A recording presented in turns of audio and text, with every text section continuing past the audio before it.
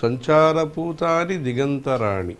తన సంచారంతో అన్ని దిక్కులో కూడా పవిత్రమైన పర్యావరణాన్ని తయారు చేయటం అనేది గోవంశం యొక్క ఒక మహిమ. అలా కామధేను ఏదైతే ఉన్నదో ఆ కామధేను యొక్క వంశంలో వచ్చిన నందిని అక్కడక్కడ సంచారం చేసి ఆ భూమిని ఆ ప్రదేశాన్ని పవిత్రం చేసిందంట. అలా గో అనే అంశం, గీత అనే అంశం, గోవిందుడు అనే అంశం మన భారతీయ సమాజంలో ముఖ్యమైనది. గో, గీత, గంగా, గోవిందుడు, గాయత్రి.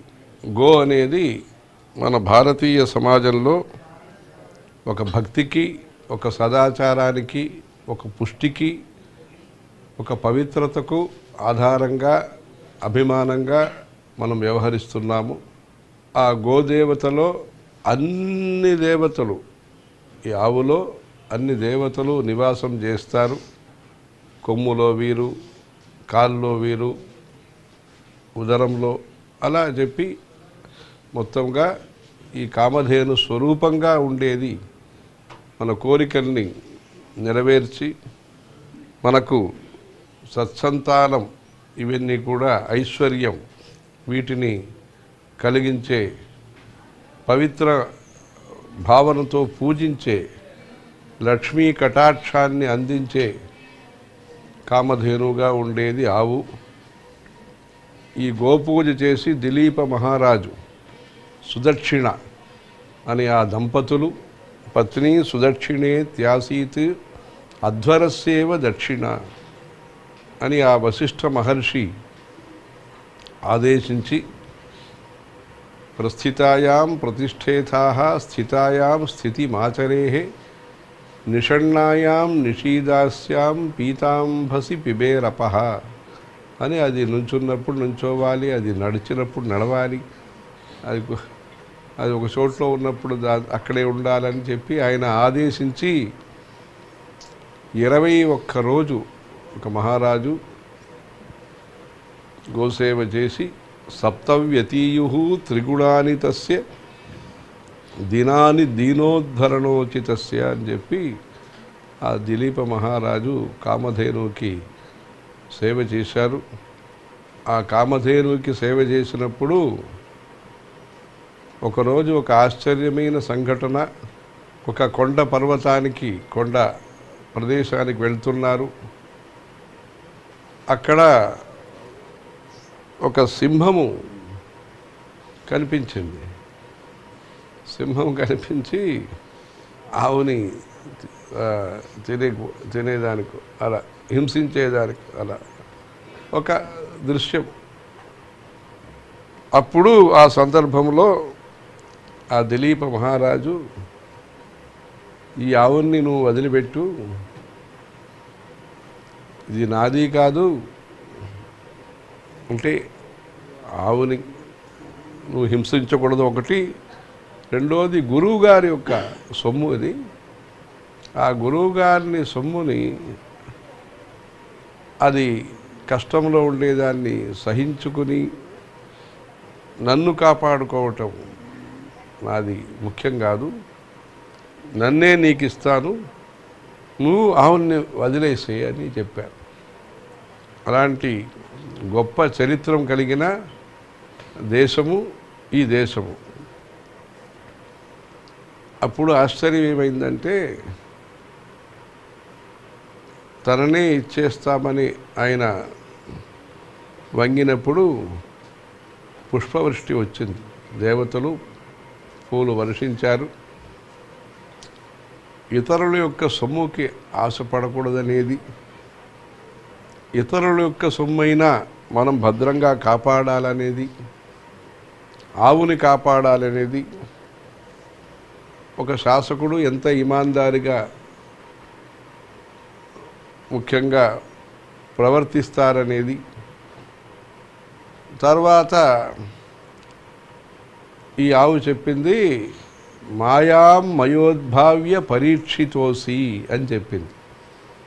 ఇది మాయా, నేనే ఇలా కల్పించాను, అది సింహము లేదు, ఇది లేదు అని ఈ కామధేను నందిని చెప్పింది. తర్వాత నీకు సంతానం కలుగుతుంది, ఈ పాలు తీసుకుని ప్రసాదంగా తీసుకో అంటుంది. అప్పుడు కూడా ఆయన గురోరనుజ్ఞాం అధిగమ్య మాతః ఊధస్యమిచ్చామి తవోపభోక్తుం. ఈ పాలుని ఆ వశిష్ఠ గురువు గారి యొక్క అనుమతితో నేను తీసుకుంటానన్నారు. అలా గురుభక్తి దైవభక్తితో కూడిన దేశం ఈ దేశము. తర్వాత ఆయనకి మంచి సంతానం కలిగిందని. అలా ఈ దేశంలో ఐశ్వర్యం కానీ సత్సంతానం కానీ మంచి రాజసం తామసం లేని సాత్విక ప్రవృత్తి కానీ కలగటానికి మనం గోపూజల్ని చెయ్యాలి. సర్వప్రాణులకు మాతృమూర్తి అయి వెలుగొందుటకు భువిపై అవతరించిన భగవత్ సాక్షాత్కార స్వచ్ఛ రూపమే గోమాత. భారతీయ సనాతన సంస్కృతికి మూలదేవత గోమాత. ఆది మధ్యాంతరములలోనూ శాశ్వతమైన శ్లాఘనీయ స్థానములలో నిలిచి సర్వత్రా కొలిచే ప్రత్యక్ష దేవత గోమాత. గోమాత సర్వదేవతలకు తనలో స్థానమిచ్చిన వరప్రదాత. గోమాత విరాట్ స్వరూపాన్ని అవగతం చేసుకోవాలంటే సంపూర్ణ అధ్యయనాలు అవగాహనలు ఆవశ్యకం. గోమాత భూమాతాంకితమై విశ్వమాతగా వెలుగొందుతున్నది. భారతీయ ఆధ్యాత్మికతకు మూలమై సర్వయుగాలకు పూజ్యనీయమై విశ్వమానవాళికి అమృతతత్వాన్ని అనుగ్రహిస్తున్నది గోమాత. భూమండలమంతా తన అనుగ్రహధారలతో చెరిస్తూ తన అపార కృపా క్షీరధారలతో మానవాళి మనుగడకు కారణమై ఆరాధ్యస్థానంలో అలరారుతోంది. గోసేవ భారతీయులకి మాతృసేవ వంటిది. గోపోషణ భారతీయ సంప్రదాయ సంపదకు ముఖ్య కారణం. గోపాలన భారతీయతకు అద్దం పట్టిన సత్యరూపం. మన ప్రాచీన సంస్కృతికి జీవనశైలికి గోవు ఇచ్చిన శుభవరాలు ఎన్నో. భౌతిక జీవనయానానికి పంచిన ఫలాలు ఎన్నెన్నో. గోవు జననానికి సంబంధించిన అనంతానంత కథలెన్నో జనశ్రుతిలో ప్రచారంలో ఉన్నాయి. మన కంచి పరమాచార్య స్వామివారు ఈ గో సంరక్షణలో చాలా శ్రద్ధ చూపించేవారు. ఆ గో ప్రసూతి సమయంలో ఆ ద్విముఖంగా ఉన్నప్పుడు ఆవు దూడ యొక్క ఆ ముఖం కనిపిస్తున్నప్పుడు స్వయం ఆ ప్రదక్షిణం చేసి హారతి ఇచ్చి భూప్రదక్షిణం, గోప్రదక్షిణం అనేది భూప్రదక్షిణం కింద అలా చేసేవారు. ఆ గోమాత యొక్క మహిమల్ని అనేక స్థల పురాణాల్లో చూస్తాం. తిరుపతి క్షేత్ర పురాణం కానీ, మహానంది కానీ, ఇంకా అనేక పురాణంలో మనం ఆ గోవంశం యొక్క మహిమని మనం చూస్తున్నాము. ఈ ఆవుల్ని కాపాడాలనే దానికోసం విదేశం నుంచి కూడా కొన్ని ఆవుల్ని ఏరోప్లేన్లో వారు తెప్పించి ఒక భక్తురాలు వారి ద్వారా రప్పించి ఇక్కడ సంరక్షణానికి ఏర్పాటు చేశారు. అంటే అలా అంత ప్రయత్నం చేశారంటే మన పల్లెటూరులో కూడా దాన్ని ఎంత శ్రద్ధగా చేయాలి అనేదానికి ఇది ఒక సందేశము. ఆ గో సంరక్షణ, గోపూజ మన జయేంద్ర సరస్వతి స్వామివారు గోపూజ గజపూజ కార్యక్రమాన్ని 1000 చోటుకు పైన ఆ చంద్రమౌళీశ్వర స్వామి పూజకు ముందుగా అలా చేశారు. నెల్లూరులో ఒక పాత చిత్రపటం, ఒకవైపు ఏనుగా ఇంకొక వైపు ఆవు, అలా మన కంచి పరమాచార్య స్వామివారు 1936-37 సంవత్సరం ఆంధ్రదేశ పర్యటనలో వచ్చినప్పుడు అలా సింహపురి నెల్లూరులో అదన్నీ విశేషంగా చేశారు. అలా ఈ గోపూజ గజపూజని మనం మంచిగా చేసి తద్వారా మంచి సమృద్ధమైన సాత్వికమైన శాస్త్రీయమైన పరంపరని ఉత్తరోత్తరం కొనసాగించేయటానికి అవసరమైన బలాన్ని పొందాలి. సురాసురులు సముద్రమథనం సమయంలో కామధేను గోవువుగా ఆవిర్భవించిందని నమ్మిక. కామధేనువుగా గోవు విశిష్ట పూజలు అందుకుంటున్నది. జమదగ్ని మహర్షి చెంతన వశిష్ఠ మహర్షి ఆశ్రమాన పాలింపబడినది అని మరికొన్ని కథనాలున్నాయి. ఇలా ఎన్నో కథలు కథనాలు భూతలాన బహుళ ప్రచారంలో ఉన్నాయి. తాను వసించిన చోటేదైనా, తాను ఎవరి వద్ద ఉన్నా గోవు గోమాతగానే వర్ధిల్లింది. గోమాతకి పూజ్యమైన స్థానమే గోవుల రాజ్యం. పాతాళలోకమున గోమాత సుస్థిర స్థానమే గోలోకం. నందిని, సురభి కుమార్తెలుగా వర్ణించబడ్డాయి. నామము ఏదైనా గోవు ఎప్పటికీ కామధేనువే. గోవుని ప్రియంగా బహుళ నామాలతో వాత్సల్యంగా పిలుచుకునే సంప్రదాయం ఈనాటికి భారతీయులకి అనూచానమైన ఆనవాయితీగా మారింది. భారతీయ ఆధ్యాత్మిక యవనికపై కామధేనువు ఓ దివ్యమైన ముఖచిత్రం. సర్వదేవతలు కామధేనువులో స్థానం పొందియున్నారని భక్తకోటి నమ్మిక. ఆవు 4 పాదాలు చతుర్వేదాలుగా, ఆవు కొమ్ములు బ్రహ్మగా, కన్నులు సూర్యచంద్రాదులుగా, భుజములు అగ్ని వాయుదేవతలుగా, కాళ్ళు హిమాలయాలుగా కొలువబడుతున్నాయి.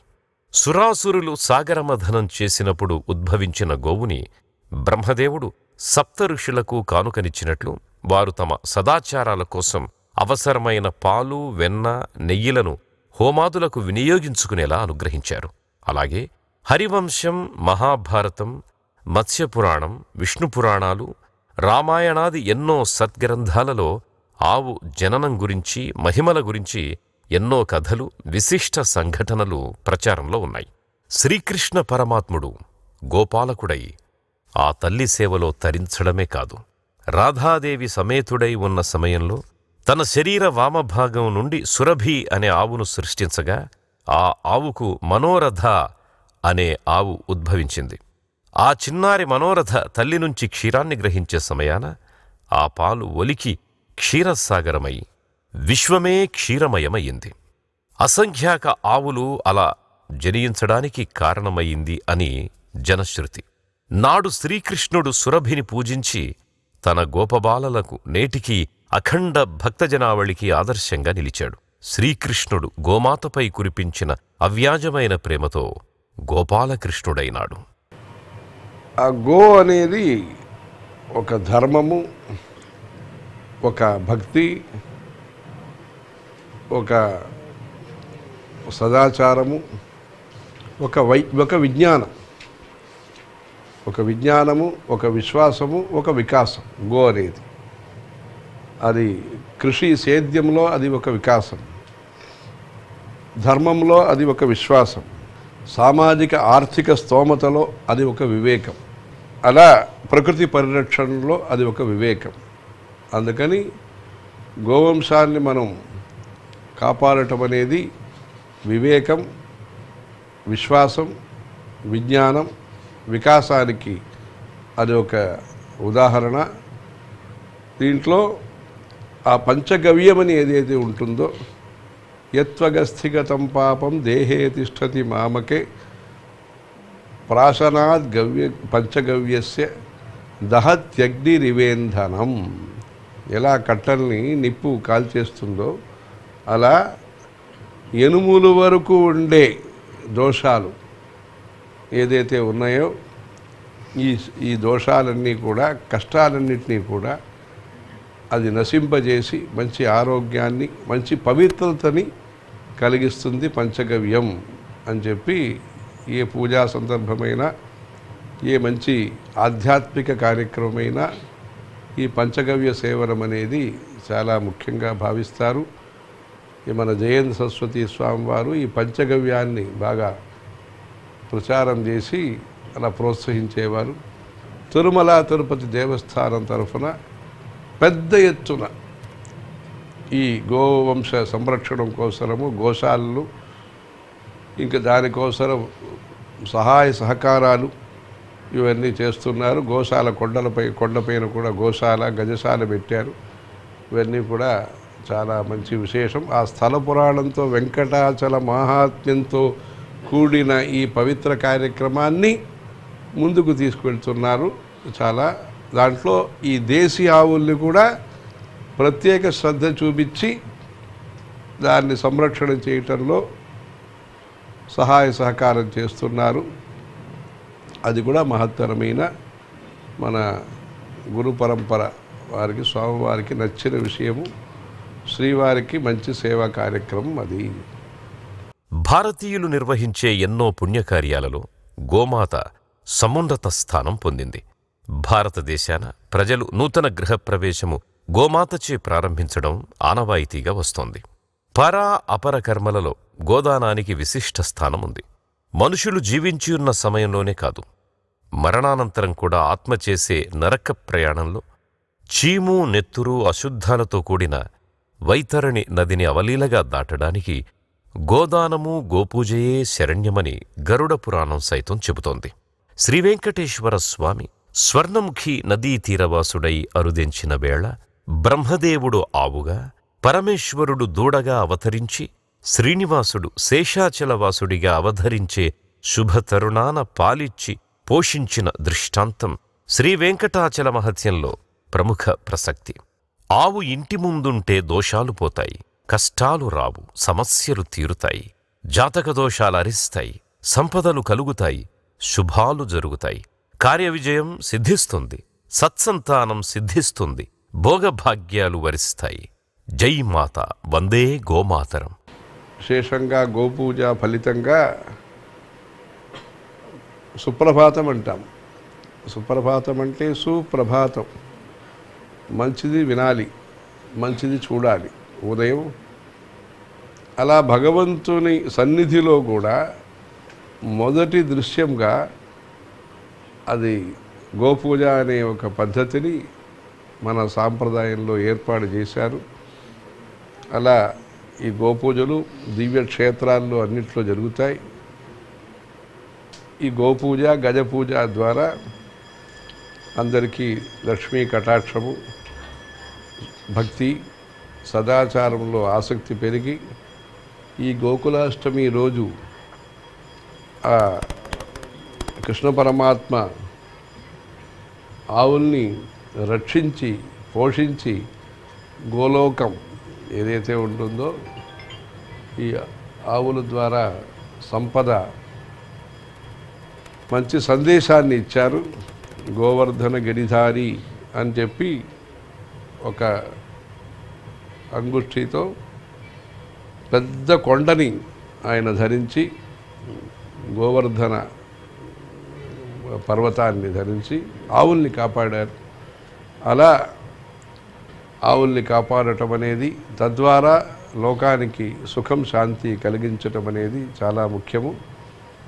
ఇక్కడ అన్నదానం ఏ పేరుతో ఇక్కడ కొండపైన వెంగమాంబ ఇది చేస్తున్నారో, ఆమె కూడా చాలా కృష్ణ భక్తితో అనేక సంకీర్తనలు అన్నీ చేశారు.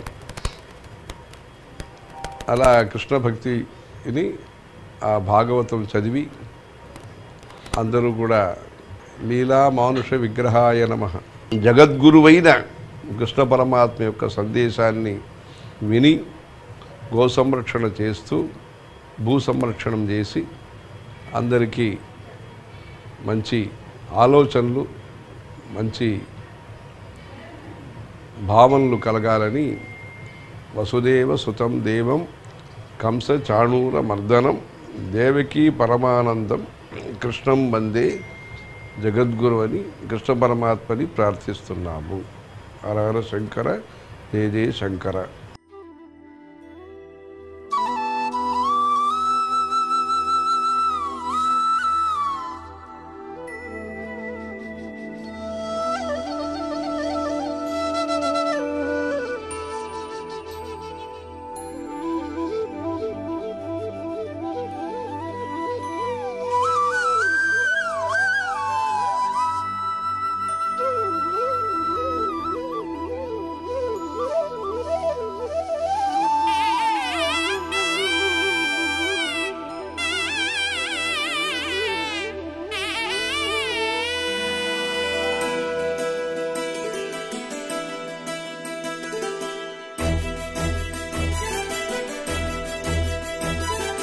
सकल देवतारूपिणि गो महालक्ष्मी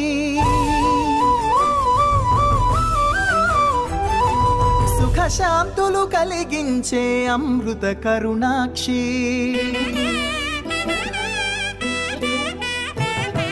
సకల దేవతారూపిణి గోమహాలక్ష్మి సుఖశాంతులు కలిగించే అమృత కరుణాక్షి భారతీయ సంస్కృతికి గో సంతతి మూలధనం అన్ని పురాణాలు తెలిపే గోమాత గొప్పదనం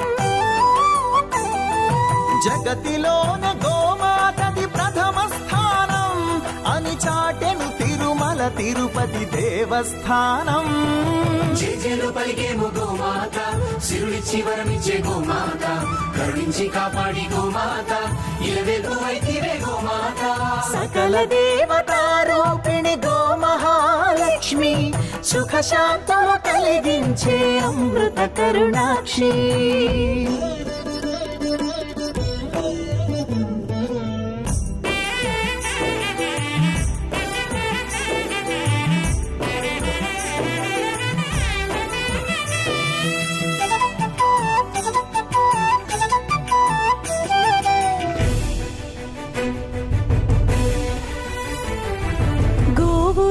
ప్రదేశం ప్రాణవాయు నివాసం గోవులతో వర్ధిల్లును ప్రకృతి వ్యవసాయం ఆవు పాలలో ఉన్నది వేల ఔషధాల గుణం గోమూత్రం గోమయము సర్వరోగహరం గోవే దిక్కనే నేటి శాస్త్ర విజ్ఞానం గోవుకు మృక్కెరా ప్రతి శాస్త్రం వేదం గోధూళిని దేవతలే ధరించెదరురా గోశక్తిని ఓంకారమి కీర్తించునురా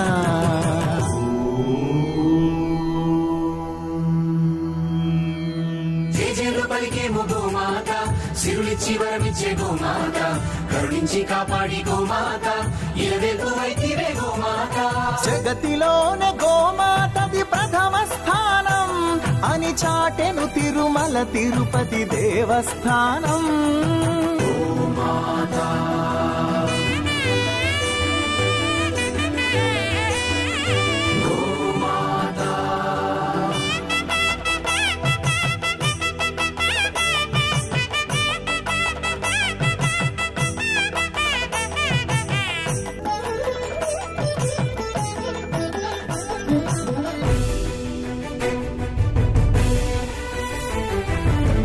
ప్రదక్షిణం చేసిన భూప్రదక్షిణం పుణ్యం గోమాతే నివారించు కలుషిత పర్యావరణం గోపూజ మహిమ వలన కలుగును ఆత్మజ్ఞానం గోపోషణమే వసగును అద్భుత ఘన విజయం గోవుకు వందనం మహాపాపహరణం గోదర్శనమే బహుపుణ్య నది స్నాన ఫలం గోసేవే గోవిందుని ఆదేశమురా గోరక్షణ మన తక్షణ కర్తవ్యమురా సకల దేవతారూపిణి గోమహాలక్ష్మి సుఖశాంతులు కలిగించే అమృత కరుణాక్షి భారతీయ సంస్కృతికి గో సంతతి మూలం అన్ని పురాణాలు తెలిపే గోమాత గొప్పదనం జగతిలోనే గోమాతది ప్రథమ స్థానం అని చాటెను తిరుమల తిరుపతి దేవస్థానం గో